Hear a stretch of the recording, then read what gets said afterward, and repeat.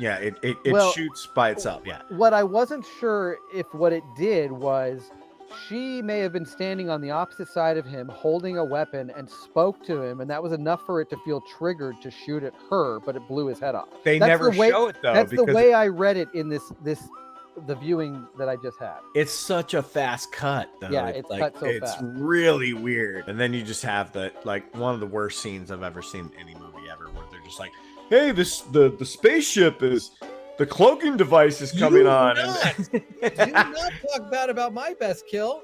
I My love best kill is the guy whose legs get cut off. Jesus He's getting like, his legs chopped off. That's the best kill of the movie. I love it. And I kind of like that. I like the technology. That makes sense to me. especially I the way actually it's really shot. like that character. I didn't want him to die, but yeah. he was like a sweetheart, you know. That's my best kill. Its budget was $88 million, the most expensive Predator movie to ever come out. It made $51 million, basically half of that on its opening weekend, $24 million. It tanked. Yeah. I mean, it had like an all right 24 million, I guess, start. That's not great. But yeah, it tanked immediately and barely made any after that. 51 million, but still worldwide. These worldwide numbers are crazy. 159 was still a success worldwide. Predator is the best movie of the franchise. But Predator 2, I like to watch more, so that's number 2. And then controversial take, Predators. I like Predators. I love how it takes itself so seriously. It feels like a successor to the other movies. And then I got Prey. And you can be honest, it's the Batman voice that holds it so highly for Oh my god! Oh yeah. So Prey may surpass Predators one day, but after that, AVP because it's a functional movie. It's not a terrible movie. It should have been, but it wasn't. And then obviously the Predator, because Requiem may be the worst movie ever made, so that's last place for sure. Ben, my ranking's basically the same as yours. There's just one slight variation, I would say. Predator is my favorite. I can say that I think it's my favorite, even though, I agree with you. Part 2 is almost more rewatchable, but as I pointed out, the Bill Paxton factor does confirm that it would stay below Predator 1, even for rewatchability, in my opinion. So Predator 2, very close though. I mean, Predator, not very close, because Predator is a perfect movie and in my top 20, but Predator 2 is just, as we all gushed over it, it's such a really good sequel. But the next I would go with Prey. I think Prey in fact, I really like that now there's almost this slight kind of trilogy of Prey, Predator, and Predator 2, which ends with the gun. So it is kind of this nice full circle with Prey. Yeah. And that's actually a really cool trilogy that you get. And that's why I wish that Prey would be more like Predator in its reveal of the creature. So you could watch it first and kind of get that same, someone who is new to this series could actually start with Prey and still kind of get the same feeling you get while watching Predator. Next would be AVP, because I do really like AVP. I think it's got a lot of great stuff in it. I think it's got a bad rap, which I don't agree with. Next after AVP would be Predators, just because it's lackluster, but I still like the tone. After that would be The Predator, which is a giant mess. Wish it wasn't even part of this series. Wish I could kind of forget it. Does nothing good to move the series along. And thankfully, like I said, Prey is now the direction we're headed. And the last one is AVP Requiem, because I'm on record as saying that's the worst sequel of all time. When it comes to The Predator, the standout performance of The Predator has got to be the joke about Olivia Munn getting her pussy eaten. Want some candy? Want some candy? Yeah, exactly. Want I some think candy? want some candy? Get to the chopper. Eat my pussy. Eat my pussy. Eat my chopper. Want some candy?